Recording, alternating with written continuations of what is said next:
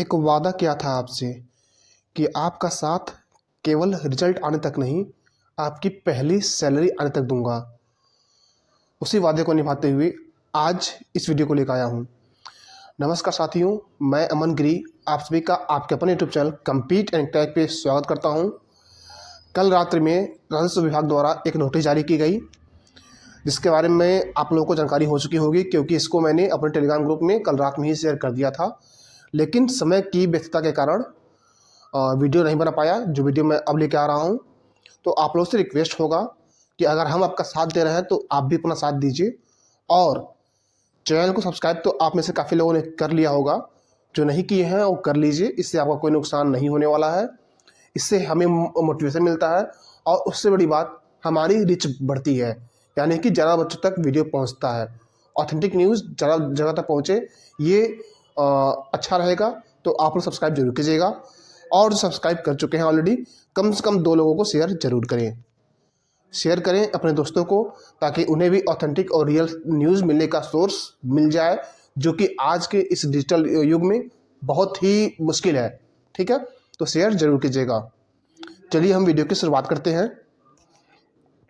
तो जो नोटिस है, ये आपकी नियुक्ति से संबंधित गाइडलाइंस है, ये कैसे आपकी नियुक्ति होनी है, और इसमें बहुत से बच्चों का जो दिक्कतें हैं उसका समाधान है, क्योंकि बहुत बच्चे परेशान हैं कि उनको गृह जनपद मिलेगा या नहीं मिलेगा। तो उसका समाधान ये नोटिस है। ये नोटिस आपका विषय देख लीजिए। विषय क्या है? विषय है आपका नवचयनित राजस्व लेखपाल के जनपद आवंटन नियुक्ति के संबंध में मार्गदर्शक सिद्धांत। यानी कि एक तरह से ये मार्गदर्शक सिद्धांत है, एक तरह से गाइडलाइंस है।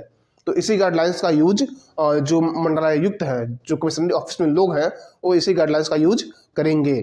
ठीक है, इसमें क्या लिखा हुआ है तो इसे पूरा पढ़ने की जरूरत नहीं होती है, क्योंकि किसी भी लेटर में, ऑफिशियल लेटर में, जो ऊपर के पैरा होता है, इसमें आपको एक तरह से बताया जाता है कि किस विषय में ये लेटर है, यानी कि प्रीवियस ईयर में जो पत्राचार हुआ है उसके बारे में यहाँ पे अवगत कराया जाता है।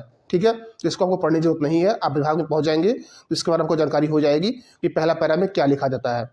ठीक है, साथ ही साथ आप लोगों ने जब यूपी लेखपाल की तैयारी की होगी तो वहाँ पे भी आप लेखपाल की नियमावली पढ़ रहे होंगे 2006 की। वहाँ पे आप देख सकते हैं कि यहाँ भी नियमावली 2006 ही लिखा हुआ है। ठीक है, और ऐसे ही आप पढ़ रहे होंगे कि राजस्व परिषद में जो अनुभाग 4 होता है वो लेखपाल से संबंधित होता है। ये भी आप देख सकते हैं कि अनुभाग 4 लेखपाल, तो उसका भी जो ज्ञान आपने उसमें लिया हुआ था, पढ़ा हुआ था, उसका सदुपयोग यहाँ पे कर सकते हैं। ठीक है, बाकी आगे देखते हैं हम लोग। तो यहाँ पे साफ साफ लिखा हुआ है, एक मिनट, 2 नंबर पैरा जो है, इसमें साफ साफ लिखा हुआ है कि मुझे यह कहने का निर्देश हुआ है कि लेखपाल परीक्षा परिणाम द्वारा नवचयनित अभ्यर्थियों को, ठीक है, जनपदवार अधियाचन आलोक के निम्नवत सिद्धांतों के अनुसार जनपद आवंटित किए जाएं। यानी कि जो जनपदवार अधियाचन गया हुआ है, ठीक है, जिस जनपद से जितने अधियाचन गए हुए हैं उसके अनुसार जो है निम्न जो दिया गया क्रम है, इसके अनुसार उन लोगों को जनपद आवंटित किया जाए। जिसमें पहला लिखा हुआ है दिव्यांग अभ्यर्थी यथासंभव वांछित गृह जनपद, यानी कि जो दिव्यांग अभ्यर्थी हैं उनको गृह जनपद देने का मतलब पहला प्रेफरेंस रखा जाए। और दूसरे पे है कि जितनी भी महिला अभ्यर्थी हैं, ठीक है, उनको भी जो है गृह जनपद देने का पहला मतलब सेकंड जो है प्रेफरेंस रखा जाए। ठीक है, कि जो महिलाएं हैं उनको गृह जनपद मिल जाए। हालांकि यहाँ पे ये भी कहा गया है कि जिस तरह से अधियाचन आया हुआ है उसको भी ध्यान में रखा जाए। ठीक है, अधियाचन को ध्यान में रखते हुए ये देना है। अगर सीटें उतनी नहीं है तो उतना नहीं दिया जा सकता है, लेकिन प्रेफरेंस में जो है पहले आपका जो विकलांग है वो, और दूसरे जो आपकी महिलाएं हैं उनको प्रेफरेंस दिया जाए। इसके बाद तृतीय है कि जो अन्य बच्चे हैं, ठीक है, जैसे मान लीजिए जो अन्य बच्चे हैं, अन्य अभ्यर्थी हैं, जो अन्य श्रेणियां हैं, जैसे जनरल, ओबीसी, SC ST, जो बॉयज वाली श्रेणियां हैं, ठीक है, उसमें जो है इनको गृह जनपद दिया जाए। ठीक है, गृह जनपद इनको दिया जाए। ब्रैकेट में लिखा हुआ है कि जनपद द्वारा उपलब्ध कराए गए अधियाचन की सीमा को ध्यान में रखते हुए। ठीक है, जो अधियाचन आपका दिया गया है उसको ध्यान में रखते हुए उनको गृह जनपद दिया जाए। ठीक है, यानी कि एक तरह से मैं एक एग्जाम्पल समझा रहा हूँ कि अगर मान लीजिए आप महाराजगंज, जहाँ का मैं निवासी हूँ, ठीक है, महाराजगंज के निवासी हैं, ठीक है, आपका मंडल पड़ेगा गोरखपुर। ठीक है, अब गोरखपुर में बहुत से बच्चे जो हैं अदर मंडल से भी आए हुए हैं, तो यहाँ पे साफ साफ लिखा गया है कि जो बच्चा ऑलरेडी महाराजगंज का है पहले उसको प्रेफरेंस दिया जाए महाराजगंज देने का। उसके बाद अगर कोई सीट बच जा रही है, ठीक है, तब जो गोरखपुर में अन्य मंडल से जो बच्चे आए हैं उनको दिया जाए महाराजगंज। ठीक है, तो ये आपका इस तरह से गाइडलाइंस में लिखा हुआ है।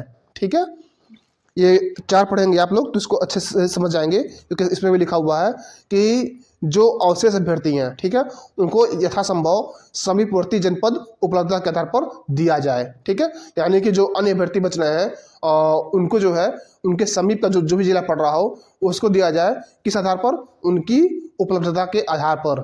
ठीक है, तो ये आपकी गाइडलाइंस है, नियुक्ति संबंधी गाइडलाइंस है। ठीक है, आगे हम लोग बढ़ते हैं। यहाँ पे जो पैरा 3 है इसमें आपका मेडिकल संबंधी जानकारी दिया गया है कि मेडिकल आपका जो है कैसे होगा। ठीक है, तो मेडिकल में लिखा गया है कि उपयुक्त 9 चयनित लेखपाल अभ्यर्थियों के स्वास्थ्य परीक्षण आदि की कार्रवाई संबंधित जिला अधिकारी, ध्यान दीजिएगा, संबंधित जिला अधिकारी द्वारा दिनांक 31/1/2024 यानी कि 31 जनवरी तक जो है आप लोगों का जो स्वास्थ्य परीक्षण है ये संबंधित जिला अधिकारी करेंगे। तो समझ लीजिएगा कि अगर जिला अधिकारी को यह निर्देश दिया जा रहा है, यानी कि आपका जो तहसील है ये डिसाइड हो गया रहेगा, इसकी बहुत ज़्यादा चांसेज हैं, क्योंकि अधिकारी तभी लिखेंगे जब आपका जिला मिल गया रहेगा, और जिला अगर मिल जाता है तो उसके विदिन 2-3 डेज आपका जो तहसील है इसका वो भी आवंटित कर दिया जाएगा। तो ये तो सब समझ सकते हैं कि 31 जनवरी एक बहुत ही महत्वपूर्ण तिथि होने वाली है। 31 जनवरी तक आपका मेडिकल हो जाएगा, और हो सकता है कई जगहों पे आपकी ज्वाइनिंग भी दे दी जाए 31 तक, क्योंकि यहाँ कहीं भी नहीं लिखा गया है कि 31 तक ज्वाइनिंग नहीं दी जा सकती है।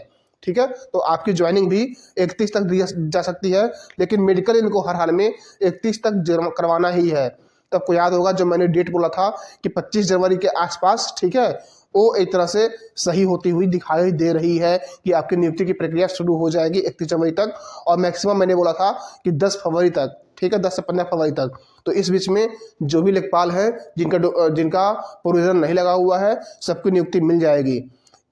वीडियो में भी और भी चीज़ें बताई जाएंगी, जैसे आपका तहसील मिलने के बाद आपका मंडल मिलेगा या नहीं मिलेगा, इसके बारे में भी बताया जाएगा।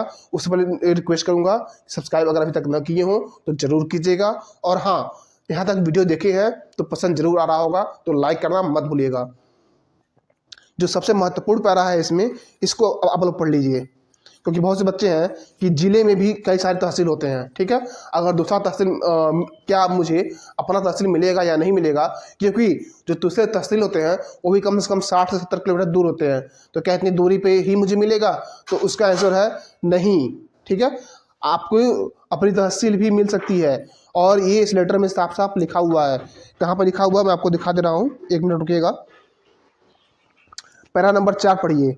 पैरा नंबर 4 में लिखा हुआ है, निर्गत निर्देशों के अनुसार 9 चयनित लेखपालों को उनके गृह जनपद के निवास के विकास खंड को छोड़ के, विकास खंड मतलब ब्लॉक, ठीक है, जो ब्लॉक होते हैं आपके, उसको छोड़कर आपको कहीं भी नियुक्ति दी जा सकती है। यानी कि आपके तहसील में, जो आपका होम तहसील है, उसमें भी नियुक्ति देने की मनाही नहीं है। अगर आपके वहाँ के जो डीएम सर होंगे, ठीक है, वो चाहेंगे तो आपको अपना तहसील भी दे सकते हैं, बशर्ते आपको अपना ब्लॉक जो है वो नहीं मिलेगा, आपको अपना ब्लॉक नहीं मिलेगा।